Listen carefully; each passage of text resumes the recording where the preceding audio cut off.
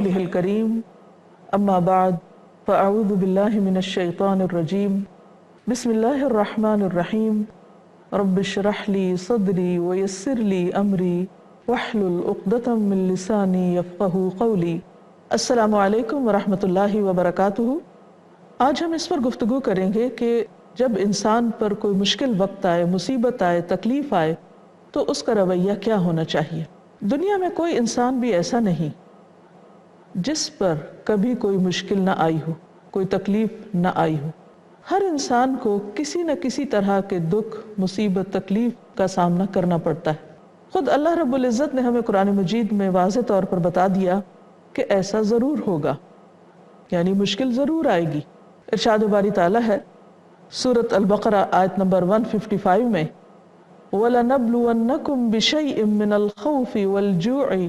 وَنَقْصٍ مِّنَ الْأَمْوَالِ وَالْأَنفُسِ وَالثَّمَرَاتِ،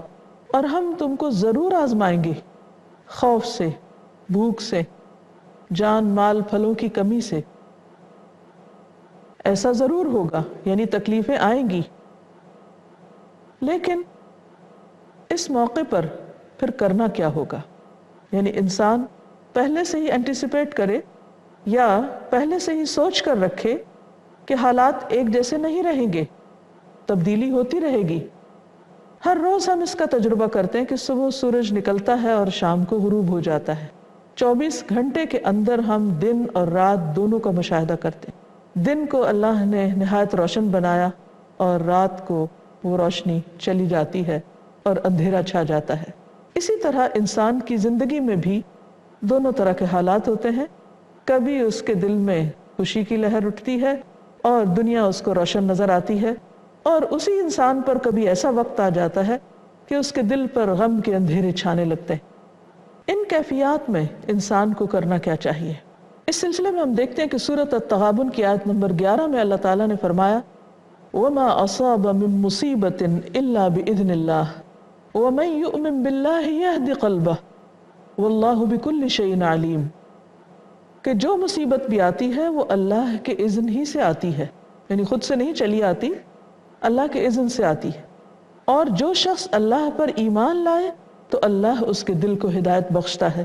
اور اللہ ہر چیز کو جاننے والا ہے۔ اس سے ایک بات تو یہ پتہ چلتی ہے کہ مصیبت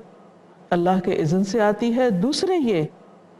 کہ مصیبت آنے کے بعد جس شخص کا اللہ پر ایمان ہوگا وہ اس مصیبت سے بہت احسن طریقے سے نبٹ لے گا۔ وہ مصیبت کو اپنے اوپر حاوی نہیں ہونے دے گا۔ مصیبت اس کے لیے خیر کا باعث بنے گی، اس کے ایمان میں اضافے کا باعث بنے گی، کیونکہ اس کے دل میں پہلے سے ایمان موجود ہے۔ تو یہاں سے ہمیں یہ بھی پتہ چلتا ہے کہ ایمان کتنی بڑی نعمت ہے اللہ سبحانہ وتعالیٰ کی، جو انسان کو مشکل وقت میں بہتر طرز عمل اختیار کرنے پر اکساتی ہے، اس کے لیے تیار کرتی ہے۔ ایمان دراصل انسان کی پوری شخصیت پر اپنے اثرات رکھتا ہے، یعنی ایمان محض دل کے اندر نہیں ہوتا، دل سے اس کی روشنی جسم کے باقی اعضاء کو بھی منور کرتی ہے۔ اور اس میں ہم دیکھتے ہیں کہ انسان کی خوشی اور غم کے پیمانے بدل جاتے ہیں، اس کی سوچ بدل جاتی ہے، وہ وقتی فائدوں کو زیادہ اہمیت نہیں دیتا، اور وقتی نقصان بھی اس کے لیے کوئی بہت بڑی چیز نہیں ہوتا، بلکہ وہ کل کے بڑے فائدے کو دیکھتا ہے۔ اس کا اس بات پر یقین ہے، ایمان ہے کہ اگر اس کو کانٹا بھی چبھے گا تو اس سے اس کے گناہ معاف ہوں گے، گناہ جھڑ جائیں گے، اور اس کے لیے ایک نیکی لکھ دی جائے گی جو آخرت میں اس کے بہت کام آئے گی، کیونکہ اللہ پر ایمان لانے کے بعد وہ اللہ کے فیصلوں کو بہترین طریقے سے قبول کرنے کے قابل ہو جاتا ہے۔ وہ دنیا کے فائدوں کو دیکھنے کی بجائے آخرت کے بڑے اور ہمیشہ کے پائیدار فائدوں کو دیکھنے لگتا ہے۔ اور یہ ایک حقیقت ہے کہ جو شخص بھی سچے دل کے ساتھ اللہ کو اپنا رب مان لیتا ہے پھر اس کا طرز عمل لازماً بدل جاتا ہے، اور اگر طرز عمل نہیں بدلا، خوشی اور غم کے اظہار کے طریقے نہیں بدلے، ان میں کوئی فرق نہیں آیا، تو پھر انسان کو اپنے ایمان کے اوپر توجہ دینے کی ضرورت ہے کہ وہ بہت ہی کمزور اور بیمار قسم کا ہے کہ جس سے اس کو کوئی طاقت نہیں مل رہی کہ وہ اپنے عمل کو بدل سکے۔ ایمان دراصل ہے کیا؟ اللہ پر پورا یقین، اعتماد اور بھروسہ کہ اللہ اپنے بندے پر مہربان ہے اور وہ اس کے حق میں جو بھی فیصلہ کرتا ہے وہ اچھا ہی کرتا ہے۔ اب دیکھیے کہ ایک ماں جو اپنے بچے کو محبت دیتی ہے، کمفرٹ دیتی ہے، اس پر شفقت کرتی ہے، اور بچہ اپنی ماں پر اعتماد کرنے لگتا ہے، تو پھر کیا ہوتا ہے کہ ماں اگر کسی وقت ڈانٹ بھی دے، اگر وہ ایک چپت بھی لگا دے یا کسی وقت وہ ناراض بھی ہو جائے، تو بھی بچہ پلٹ کر اسی کی طرف آتا ہے اور اس کو راضی کرتا ہے، کیونکہ اس کا اعتماد ہے اس بات پر کہ میری ماں مجھے بے وجہ نہیں ڈانٹتی، اور اگر اس نے میرے ساتھ سختی کی ہے تو یہ بھی میرے فائدے کی ہے۔ ایک عام انسان کے ساتھ معاملہ کرتے ہوئے ہم اس اصول کو سمجھ جاتے ہیں اعتماد اور بھروسے کی وجہ سے۔ جس کسی انسان پر بھی ہمارا بھروسہ ہوتا ہے، ہم اس کی طرف سے ملنے والی تکلیف کو بھی خوشی سے برداشت کر لیتے ہیں۔ لیکن یہ عجیب بات ہے کہ اللہ تعالیٰ کے ساتھ ہمارا معاملہ بالکل ہی فرق ہوتا ہے۔ اگر اللہ تعالیٰ کی طرف سے کوئی نعمت آتی ہے تو اس پر ہم پھول جاتے ہیں،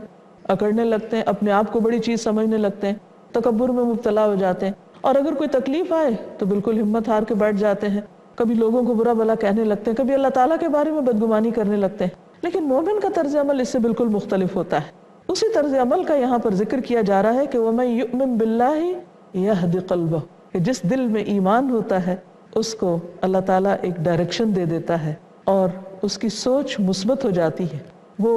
اس تکلیف کے اندر بھی خیر ڈھونڈنے لگتا ہے۔ عبداللہ بن مسعود نے اس آیت کے بارے میں کہا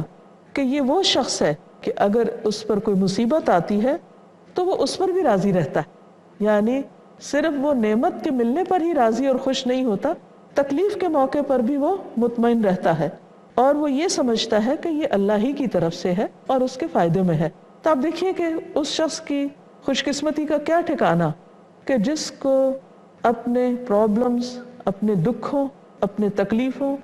اور غموں کے ساتھ نبٹنا آ جائے، اپنے سٹریس کو مینج کرنا آ جائے۔ اس موضوع پر بڑی بڑی کتابیں لکھی گئی ہیں، سٹریس مینجمنٹ، اینگر مینجمنٹ، لیکن اللہ سبحانہ وتعالیٰ نے اس فارمولے کو صرف چند لفظوں میں ہمارے لیے واضح کر دیا کہ اس کا حل کیا ہے۔ اللہ پر ایمان، بھروسہ اور اعتماد اگر وہ ہوگا تو ہر چیز کے اندر خیر ہی خیر نظر آئے گی، کیونکہ مومن کا یہ بھی یقین ہوتا ہے کہ جو بھی تکلیف یا مصیبت آتی ہے وہ پہلے سے لکھ دی گئی ہوتی ہے۔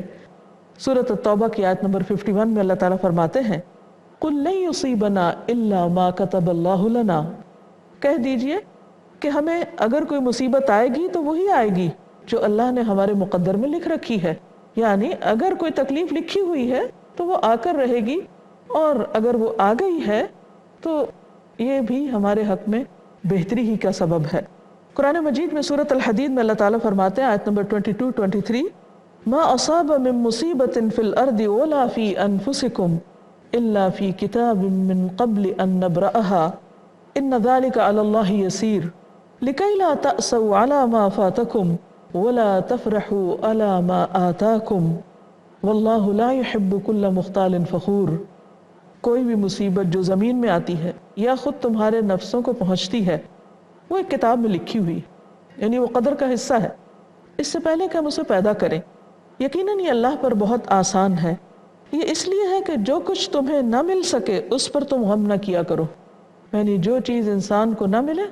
اس پر غمگین نہ ہو، اور جو کچھ اللہ تمہیں دے دے اس پر اطراء نہ کرو، فخر اور گھمنڈ نہ کیا کرو، کیونکہ اللہ تعالیٰ کو ایسے لوگ قطعاً پسند نہیں جو خود پسند ہوں اور فخر کرنے والے ہوں، غرور کرنے والے ہوں، اترانے والے ہوں۔ امام ابو حزم کہتے ہیں کہ دنیا میں صرف دو چیزیں ہیں، ایک چیز میرے لیے ہے اور ایک میرے غیر کے لیے، یعنی دوسرے کے لیے ہے۔ جو چیز میرے لیے ہے اگر میں اس کو تمام آسمان اور زمین والوں کی قوت کے ساتھ حاصل کرنا چاہوں تو وہ اپنے وقت سے پہلے مجھے حاصل نہیں ہو سکتی، وہ جب ہی ملے گی جب اللہ کا حکم ہوگا، اس سے پہلے نہیں آئے گی۔ اور جو میرے غیر کے لیے ہے اگر وہ گزر چکی ہے تو میں اسے دوبارہ لوٹا نہیں سکتا، اور جو آنے والا وقت ہے اس میں اس کی امید نہیں رکھ سکتا۔ اللہ تعالیٰ میرے رزق کی میرے غیر سے حفاظت کرتا ہے۔ یہ بہت ہی خوبصورت بات ہے کہ جو رزق میرے لیے رکھا ہوا ہے اللہ نے، اس کو سب سے بچا کر میرے ہی لیے رکھتا ہے، کوئی اور اس کو نہیں پہنچ سکتا، جیسے میرے غیر کے رزق کی مجھ سے حفاظت کرتا ہے، یعنی جو چیز کسی اور کے لیے ہے اس تک میں نہیں پہنچ سکتا۔ تو میں ان دونوں کاموں میں سے کس میں اپنی عمر ضائع کروں؟ یعنی اس چیز کے پیچھے بھاگوں جو مجھے ملنے والی ہے لیکن اس کا ایک وقت مقرر ہے۔ بہت دفعہ ایسا ہوتا ہے کہ ہم کوئی نعمت چاہتے ہیں، مثلا کسی کے پاس اگر اولاد نہیں تو اس کو اولاد کا بہت شوق ہے اور وہ چاہتا ہے کہ اس کو اللہ تعالیٰ اولاد کی نعمت دے، لیکن اس کے لیے ابھی کچھ تاخیر ہے اور اس میں بڑی حکمت ہے۔ تو اس تاخیر پر انسان بہت پریشان ہوتا ہے اور بعض اوقات تو مایوس ہونے لگتا ہے، حالانکہ وہ خیر بالکل ملنے ہی والی ہوتی۔ تو جب انسان یہ سمجھ جاتا ہے کہ جو کچھ مجھے ملے گا وہ اللہ کے اذن سے ملے گا، تو پھر اس کا دل قرار پا جاتا ہے، اس کے اندر صبر آ جاتا ہے، اطمینان آ جاتا ہے، وہ پرسکون ہو جاتا ہے۔ وہ صرف اس بات کے انتظار میں اپنی زندگی ضائع نہیں کرتا کہ وہ چیز کیوں نہیں مل رہی، کیوں نہیں مل رہی۔ اس کو معلوم ہے کہ اس کا رب بہتر وقت میں اس کو وہ چیز دے گا، لہٰذا اس انتظار کی پریشانی کی بجائے اس وقت کو وہ افضل کاموں میں لگانے لگتا ہے۔ اسی طرح یہ بات بھی بہت اہم ہے کہ بعض چیزیں ہمارے لیے ہوتی ہی نہیں اور اس میں بھی بڑی خیر ہوتی، تو اس کے پیچھے بھی انسان کو اپنی جان نہیں گنوانی چاہیے اور رو رو کے ہلکان نہیں ہونا چاہیے، یا دوسروں کو ملنے والی نعمتوں پر انسان کو جلس نہیں ہونا چاہیے، حسد کا شکار نہیں ہونا چاہیے، کیونکہ وہ اللہ نے اپنے فیصلے سے، اپنی رحمت سے ان کو عطا کی ہیں، وہ ہمیں نہیں دی۔ اور بعض چیزیں جو بظاہر دیکھنے میں جو دوسرے کے پاس ہوتی ہیں انسان کو بہت اچھی لگتی ہیں، اور وہ یہ بھول جاتا ہے کہ جس کے پاس جو چیز ہے اس کے ساتھ اس کے لیے کچھ آزمائشیں بھی ہیں، اس میں امتحان بھی ہیں۔ مثلا اگر کسی کے پاس اولاد نہیں تو اس کا ایک مسئلہ ہے صرف کہ اولاد نہیں، لیکن آپ دیکھیے کہ جن کے پاس اولاد ہے، بیٹے بھی ہیں، بیٹیاں بھی ہیں، ان کے لیے بے شمار مسائل ہیں، لیکن انسان اس چیز کو سمجھتا نہیں۔ وہ سمجھتا ہے کہ مجھے اولاد نہ دے کر اللہ تعالیٰ نے شاید مجھ پر ظلم کیا، حالانکہ ایسا نہیں ہے۔ وہ اس بات پر نظر رکھے کہ اللہ نے اس کو بہت ساری پریشانی اور دکھوں سے محفوظ بھی رکھا ہے اور اس کو بہت بڑے حساب کتاب سے بھی بچایا ہے۔ اسی طرح کسی کے پاس اگر مال ہے تو انسان کو بہت اچھا لگتا ہے اور انسان حسرت کرتا ہے کہ کاش میرے پاس بھی اتنا ہوتا، لیکن وہ یہ بھول جاتا ہے کہ اس مال کے ساتھ اس شخص کا حساب کتنا ہوگا اور اس کے ساتھ اس کے لیے مسائل کتنے زیادہ ہیں۔ تو انسان چونکہ صرف ظاہریت پرست ہے، جو چیزیں سامنے نظر آتی ہیں انہی کو ویلیو کرتا ہے اور پیچھے دیکھ نہیں پاتا، اس لیے پریشان رہتا ہے۔ ایسے میں جو چیز انسان کو قرار دے سکتی ہے، تسلی دے سکتی ہے، وہ صرف یہ کہ انسان اللہ پر ایمان رکھے، اللہ پر اعتماد کرے، بھروسہ رکھے اور یہ یقین رکھے کہ جو نعمت اس کو ملنے والی ہے وہ اس تک پہنچ کر رہے گی۔ جیسا کہ ایک اور موقع پر نبی صلی اللہ علیہ وسلم نے ابن عباس رضی اللہ تعالیٰ عنہ سے فرمایا کہ جان رکھو، اگر ساری دنیا مل کر بھی تمہیں نفع پہنچانا چاہے تو وہ تمہیں نفع نہیں پہنچا سکتی سوائے اس کے جو اللہ نے تمہارے لیے لکھ دیا ہے، اور اگر وہ سب مل کر تمہیں کوئی نقصان دینا چاہے تو تمہیں قطعاً نقصان نہیں دے سکتے سوائے اس کے جو اللہ نے تمہارے لیے لکھ دیا۔ قلم اٹھا لیے گئے، صحیفے خشک ہو گئے، یعنی اللہ کی بات جم گئی، لکھی گئی، اس میں اب کوئی تبدیلی نہیں ہونے کی۔ لہٰذا اپنے اندر یہ صلاحیت پیدا کرو کہ اللہ کے فیصلے کو قبول کر سکو، اور یہ قبولیت کا درجہ اسی قدر زیادہ ہوتا ہے جس قدر انسان کا ایمان زیادہ ہوتا ہے۔